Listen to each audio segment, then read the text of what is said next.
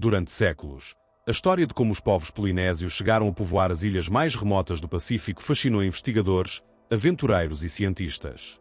Ao se depararem com estas civilizações insulares, os primeiros europeus ficaram perplexos. Como eles haviam conseguido se estabelecer a lugares tão distantes entre si e de qualquer continente? A magnitude desta façanha humana impulsionou uma das investigações mais profundas sobre migrações antigas, combinando arqueologia, genética, linguística e conhecimentos ancestrais. A travessia polinésia não foi simplesmente um deslocamento humano, foi uma revolução marítima. Em um oceano que representa mais de 30% da superfície do planeta, os antigos polinésios não só sobreviveram, como prosperaram. Sua história não começa nas ilhas, mas muito antes, nas costas do Sudeste Asiático, onde as primeiras comunidades de navegadores começaram a explorar o mar além do horizonte visível. A Polinésia abrange um território imenso em forma de triângulo no Oceano Pacífico, cujos vértices são marcados pelo Havaí ao norte, Nova Zelândia a sudoeste e a Ilha de Páscoa, Rapa Nui, a sudeste. Dentro deste triângulo, encontram-se arquipélagos como Samoa, Tonga, as Ilhas Cook, Tahiti, as Marquesas, Tuamotu, Wallis e Futuna, entre muitos outros. O mais espantoso não é apenas a distância que as separa, mas o fato de que foram colonizadas por navegadores sem instrumentos modernos, muito antes da era dos grandes descobrimentos europeus. Trata-se de um ambiente oceânico mais vasto do que toda a África e, ainda assim, foi cruzado com precisão e persistência. A identidade polinésia é produto de uma convergência de culturas, genética e adaptação. Graças à análise genética moderna, hoje sabemos que os polinésios têm uma origem complexa. Seus ancestrais remontam às regiões insulares do Sudeste Asiático e à Melanésia. Estudos recentes mostram que entre 70% e 80% de sua herança provém de grupos das Filipinas e do leste da Indonésia. O restante provém da Melanésia, incluindo Papua Nova Guiné e as Ilhas Salomão do Norte. Esta mistura não foi uniforme. Algumas ilhas mostram uma maior influência asiática, enquanto outras retêm uma porção melanésia mais notável.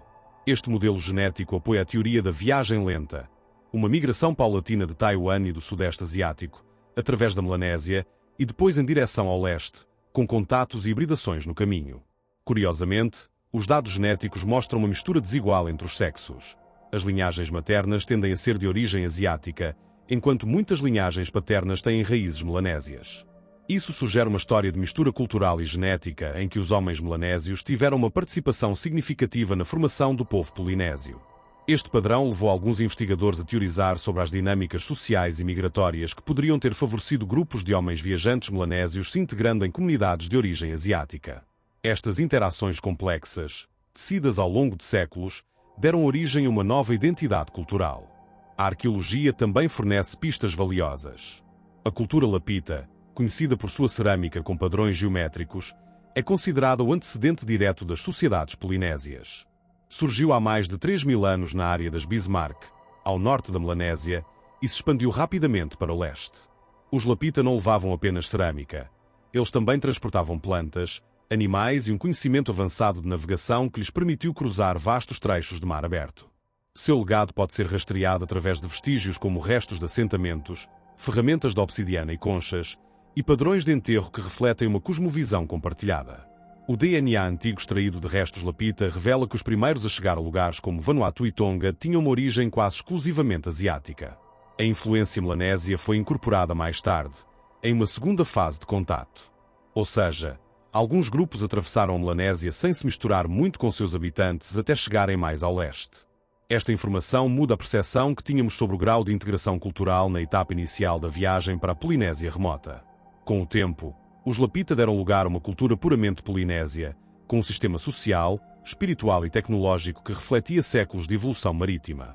A tecnologia naval foi fundamental nesta epopeia. Os polinésios usavam canoas de casco duplo, catamarãs, estruturas robustas e equilibradas que podiam transportar pessoas, provisões, animais e plantas.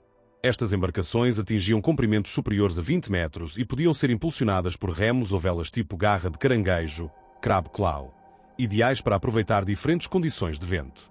As velas, tecidas com folhas de pandanus, eram desenhadas para maximizar a velocidade e a manobrabilidade, permitindo inclusive navegar em zigue-zague contra o vento. Recentes simulações e testes com réplicas modernas destas canoas confirmaram sua eficiência. Elas eram capazes de navegar contra o vento, resistir a ondas potentes e manter uma velocidade constante que lhes permitia percorrer longas distâncias durante semanas ou até meses. Alguns testes modernos demonstraram que podiam percorrer até 2.500 km sem necessidade de tocar terra, um feito impressionante se considerarmos que o faziam guiando-se apenas pelos astros e pelas correntes. Estas embarcações eram verdadeiras plataformas móveis de civilização. Mas construir embarcações eficazes não basta se você não sabe para onde ir. A navegação sem instrumentos é uma das conquistas mais extraordinárias da cultura polinésia. Seus navegadores memorizavam o movimento das estrelas, a direção das ondas, o comportamento das aves e a formação de nuvens para se orientarem. Estas técnicas, transmitidas oralmente de mestre a aprendiz, lhes permitiram descobrir e revisitar pequenas ilhas perdidas no meio do imenso oceano. Sua capacidade de detectar a refração das ondas na costa de ilhas invisíveis a olho nu, ou seguir aves marinhas que regressavam aos seus ninhos, demonstra uma afinidade extraordinária com o seu ambiente. A educação do mestre navegador podia durar décadas e exigia uma memória prodigiosa e uma sensibilidade extrema ao ambiente natural. Nos últimos anos, ressurgiu o interesse por estas práticas ancestrais.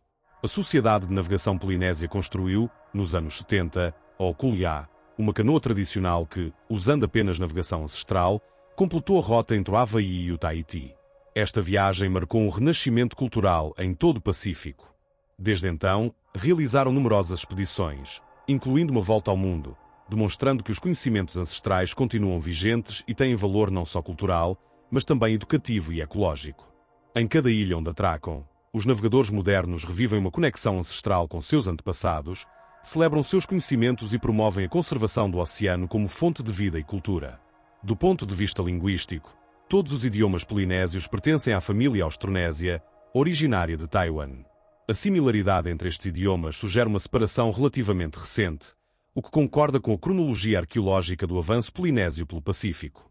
O idioma proto-polinésio, do qual derivam todas as línguas atuais, revela em seu vocabulário aspectos da vida diária, a navegação, o parentesco e as estruturas sociais.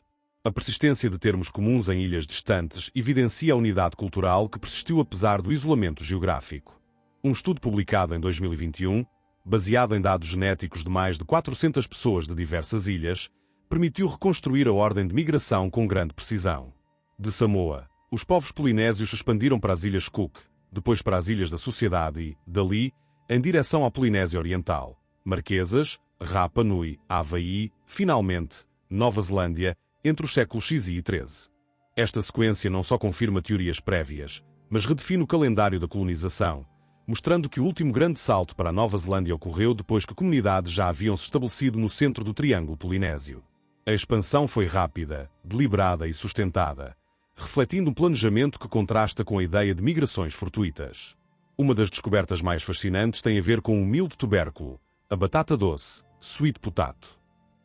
Originária da América do Sul, ela já era cultivada na Polinésia quando os europeus chegaram. Dado que ela não flutua por longos períodos no mar, sua presença sugere um contato direto entre as duas regiões antes da chegada dos europeus. A palavra kumara ou variantes similares, usada em ambas as culturas, e o DNA sul-americano encontrado em algumas populações polinésias, reforçam esta teoria. Tudo aponta para que foram os polinésios que chegaram à América do Sul e regressaram com novos cultivos e até com novos membros para suas comunidades. Este contato, embora limitado, marca um marco, uma interação transpacífica 1000 anos antes de Colombo. A batata doce não foi um luxo.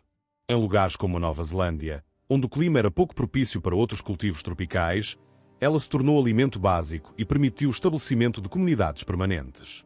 Seu cultivo exigiu adaptações tecnológicas, como o uso de canteiros para drenar a água e reter o calor, demonstrando a capacidade dos povos polinésios de transformar a paisagem em função de suas necessidades alimentares. Através da agricultura, também transmitiram conhecimentos, técnicas e tradições de geração em geração. Apesar da distância e do isolamento, as culturas polinésias conservaram uma notável coerência. Compartilhavam estruturas sociais hierárquicas, crenças religiosas centradas nos ancestrais e uma arte cheia de motivos repetitivos. Suas técnicas de pesca, construção e agricultura eram similares, embora adaptadas a cada ambiente local. A figura do ariki, ou chefe, os rituais de navegação e a importância da linhagem na organização social estão presentes em ilhas separadas por milhares de quilômetros. Esta coerência cultural fala de uma rede de intercâmbio ativa e de uma memória coletiva sustentada durante séculos. A cultura material também mostra padrões recorrentes. Ferramentas de pedra, anzóis, armas e ornamentos refletem uma linhagem comum com variações regionais. Inclusive, as suas histórias orais conservam relatos sobre as viagens de fundação, muitas vezes consistentes com as descobertas científicas atuais. Estes relatos, embora adornados com elementos míticos, contêm informação valiosa sobre rotas, fundadores e eventos naturais que marcaram a memória coletiva. Em um mundo sem escrita, estas histórias foram os livros vivos de cada comunidade. Hoje em dia, cerca de 2 milhões de pessoas se identificam como polinésias. Vivem, em sua maioria, na Nova Zelândia, Samoa, Tonga, Tahiti e Havaí, embora haja comunidades importantes na Austrália e nos Estados Unidos. Sua história não é apenas a de uma migração. É de uma civilização capaz de conquistar o oceano mais vasto do planeta, guiando-se pelas estrelas, pelas ondas e pelas aves, e deixando um legado que ainda hoje inspira admiração. Seu exemplo desafia a narrativa eurocêntrica do descobrimento e nos lembra que, muito antes da Europa lançar suas expedições oceânicas, já existiam culturas com um profundo entendimento do mar, da natureza e da colaboração humana. Um legado que merece ser contado, valorizado e preservado para as futuras gerações. A genética não só explica quem somos, também nos dá pistas sobre quem podemos vir a ser. Se este conteúdo te deixou com vontade de saber mais, inscreva-se e ative o sino.